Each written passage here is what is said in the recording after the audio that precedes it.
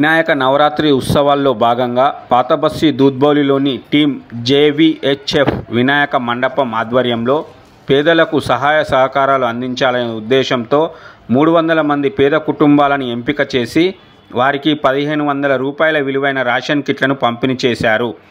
ఈ కార్యక్రమానికి ముఖ్య అతిథిగా సౌత్ జోన్ డీసీపీ స్నేహా మెహ్రాతో పాటు స్థానిక బీజేపీ నాయకుడు ఉమామహేందర్ హాజరై వినాయకుని దర్శించుకొని ప్రత్యేక పూజలు చేసిన అనంతరం పేదలకు రేషన్ కిట్లను పంపిణీ చేశారు.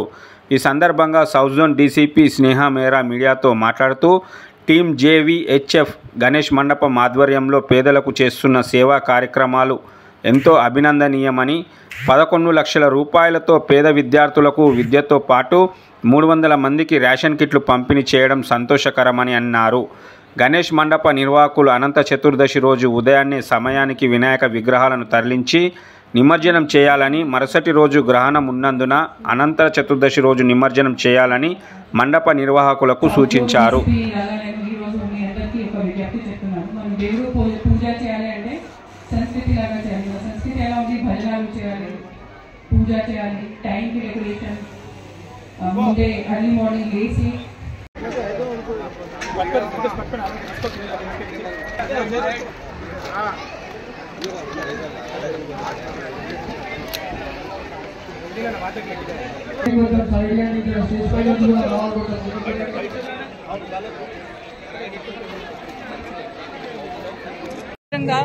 పూర్తి రెస్పెక్ట్ ఇచ్చేసి వాళ్ళకి టైంకి తీసేసి టైంకి నిమజ్జనం కంప్లీట్ చేయాలి. అందరికీ 11th రోజు అనంత చతుర్దశి రోజునే ఇవి అంతా నిమజ్జనం కార్యక్రమాలు పూర్తి చేయాలి అంటే విజ్ఞప్తి మన పోలీస్ డిపార్ట్మెంట్ నుంచి కూడా చేస్తున్నాము.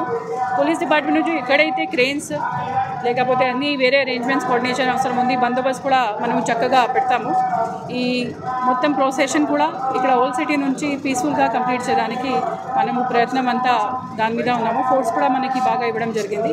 ఈరోజు ఈ జేవీహెచ్ఎఫ్ సంబంధించి ఫౌండేషన్ ఈ ప్రోగ్రామ్ ఏదైతే కండక్ట్ చేశారో దాని గురించి వాళ్ళకి శుభాకాంక్షలు చెప్తున్నాం. బెనిఫిట్ అయ్యే అవకాశం ఉంటుంది.